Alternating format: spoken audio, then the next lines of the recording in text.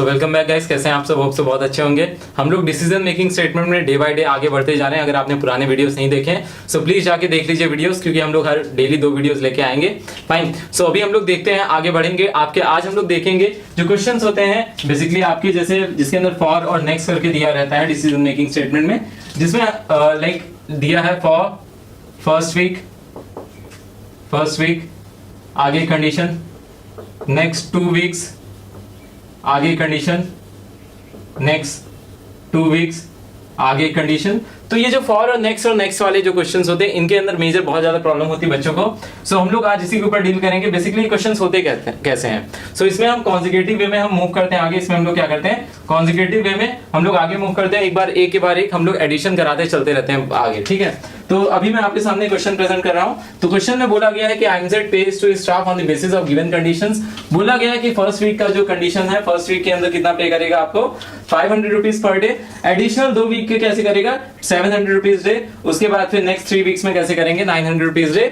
और आपका for more कितना 1500 रुपए पर डे पे किया करेंगे। फाइन। तो बोला क्या गया, write a program in Java to accept name of its staff and its employ code and the number of working days, calculate and print it salary. हमें करना क्या है, सब लोग इधर से ध्यान से देखिए। आपको करना क्या है, एक स्टाफ का स्ट्रिंग सबसे पहला काम करेंगे, एक स्ट्रिंग नेम ले लेंगे स्टाफ के नेम के लिए। फाइन, सबको ये क्लियर हो रहा होगा। आफ्टर दैट हम लोग क्या करेंगे, यहाँ पे INT एक ई कोड ले लेंगे, E code forward, employ code days ले लेंगे, नंबर ऑफ डेज, और लास्ट में हम लोग एक वेरिएबल ले लेंगे सैलरी।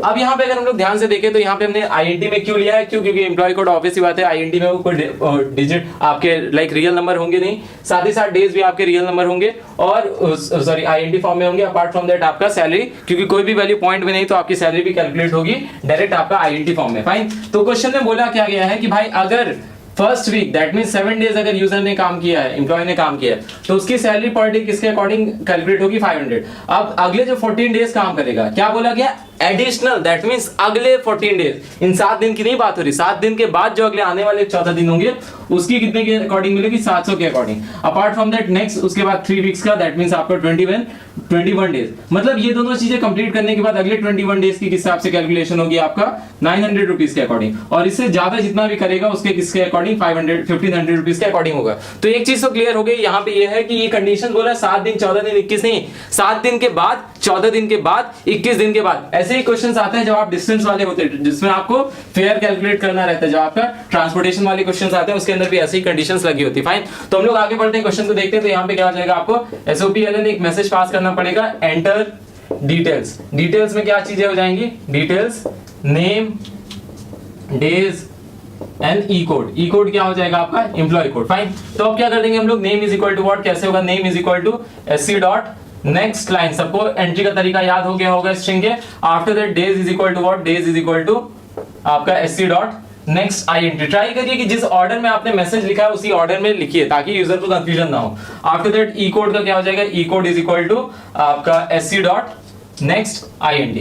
इतना सबको अच्छे से क्लियर हो गया कि हमने क्या करा लिया, इनपुट करा लिया। हमने क्या करा लिया, यहाँ पे इनपुट करा लिया। इनपुट के बाद किसकी बात आएगी, आपकी प्रोसेसिंग की। प्रोसेसिंग के अंदर हम लोग देखते हैं तो सबसे पहली जो कंडीशन बनेगी वो क्या होगी, if days is what greater than और इक्वल टू 7, तो उस केस में सैलरी कितना कैलकुलेट होगी, सैलरी इज इक्वल टू 7 आपका डेज, जितने भी डेज काम किया होगा 7 डेज के अंदर, इंटू 500।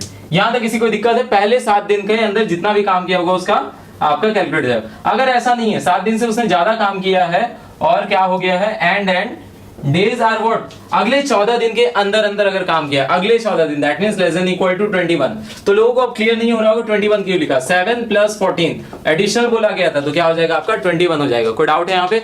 आगे बढ़ते हैं हम लोग, उसके बाद देखेंगे salary is equal to what, salary is equal to days into 500, sorry 7 days का होगा। 7 डेज के पूरा हम लोग किसके अकॉर्डिंग कैलकुलेट कर देंगे, 500 के अकॉर्डिंग, प्लस डेज के अंदर से हम लोग ने 7 डेज का कैलकुलेट कर लिया, तो हम लोग क्या कर देंगे, माइनस कर देंगे। फाइन। तो क्या होगा, 7 डेज का 500 के अकॉर्डिंग बोला गया था क्वेश्चन के अंदर, फर्स्ट 7 डेज का किसके अकॉर्डिंग मिलेगा 500 के अकॉर्डिंग।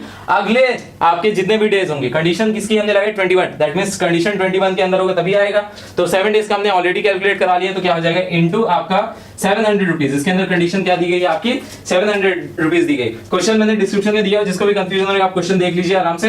एल्स अब हम लोग लगाएंगे if days is what greater than 21। अगर 21 से बड़ा हुआ है तब हम लोग आगे देखेंगे, तो क्या हो जाएगा, and days is less than next आपका बोला गया है कितना 21 डेज, 21 प्लस 21 तो आपका क्या आ जाएगा 42। तो इस केस में हम लोग कैसे कैलकुलेट करेंगे, salary is equal to 7 into 500, पहले 7 दिन का 500 पूरा, ऑब्वियस सी बात है 7 दिन के लैब उसने क्रॉस किया होगा तभी तो यहाँ पे पहुंचा, इस कंडीशन पे पहुंचा है कि 42 डेज वो काम कर रहा है या उससे कम काम कर रहा है, मतलब 21 डेज से तो ज्यादा काम कर रहा है, कोई डाउट है यहाँ पे। आफ्टर दैट हम लोग क्या करेंगे, अगले 14 डेज का किसके अकॉर्डिंग कैलकुलेट करेंगे, 7 के अकॉर्डिंग, और फिर हम लोग क्या करेंगे डेज माइनस 21, ऑलरेडी हमने कैलकुलेशन कर दी है 7 प्लस 14 डेज की, तो क्या हो जाएगा इंटू 900। यहां तक किसी को दिक्कत हो तो प्लीज नीचे कमेंट करके बताइए, तो हम लोग इसको आगे ट्राई करेंगे और बेटर तरीके से आपको इसके सामने डिलीवर करेंगे। फाइन, तो इधर देखिए अगला क्या बोला गया है, एल्स, अगर इससे ज्यादा जाता है, यहाँ पे आगे देखिए else salary is equal to, salary क्या हो जाएगा आपका 7 into 500 plus 14 into 700 plus 21 into 900। अब ये तीनों की कंडीशन जब ये सेटिस्फाई कर चुका हो तभी तो बात यहां पे आती है कि वो आपका 42 डेज एक्सीड हुआ है, तो अब क्या हो जाएगा डेज माइनस 42, क्योंकि ऑलरेडी हमने 7 प्लस 14 प्लस 21 का कैलकुलेशन करा लिया। अब इसको कितने के अकॉर्डिंग मिलेगी, 1500 के अकॉर्डिंग सैलरी पे होगी। कोई डाउट है यहाँ पे, अच्छे से होप सो क्लियर हो गया होगा। अब हम लोग लास्ट में क्या करेंगे, एसओपी एलएन करके सैलरी प्रिंट करा देंगे, salary is equal two plus salary, और उसके बाद फिर आपका दोनों ब्रैकेट क्लोज कर देंगे। फाइन, सो होप सो ये आपको एकदम अच्छे से क्लियर हुआ होगा। क्वेश्चन में और थोड़ा सा डीप में बता देना कैसे हो रहा है आपका। अगर हम लोग बात करते हैं, सपोज यहाँ पे यूजर ने दिया 30 डेज, यूजर ने काम किया कितना 30 डेज, तो 7 डेज में कंडीशन फॉल्स हो जाएगी, यहाँ पे भी आने में कंडीशन फॉल्स है लेकिन यहाँ पे ट्रू हो जाएगी। तो क्या होगा उसका 7 डेज का 500 के अकॉर्डिंग, 14 डेज का 700 के अकॉर्डिंग, दैट मींस 21 डेज का ऑलरेडी कैलकुलेट हो चुका है, 30 माइनस 21 करेगा, जो एडिशनल उसने 21 दिन के बाद काम किया उसके अकॉर्डिंग उसको कितनी पेमेंट मिलेगी, 900 रुपए की पेमेंट मिलेगी। तो क्या हो जाएगा 9 इंटू 900, क्यों, क्योंकि 21 माइनस 30 माइनस 21 कितना होगा 900, आपका 9 डेज होगा, 9 डेज से हमने क्या कर दिया मल्टीप्लाई कर दिया 900 को। सो होप सो ये आपको अच्छे से क्लियर हुआ होगा। अगर कोई भी कंफ्यूजन होती है तो प्लीज आप नीचे कमेंट में बता दीजिए। साथ ही साथ हमारा जो लाइव सेशन होगा वो कि संडे हर संडे को हुआ करता है, तो प्लीज उसके अंदर आप हमसे पूछ सकते हैं, वहां पे अपने सारे डाउट्स को क्लियर आउट कर सकते हैं। मैं लिंक डिस्क्रिप्शन में दे दे रहा हूँ ICSE स्टडी मेट का, आप जाके हमें इंस्टाग्राम पे फॉलो कर लीजिए। So fine, all the best, thank you.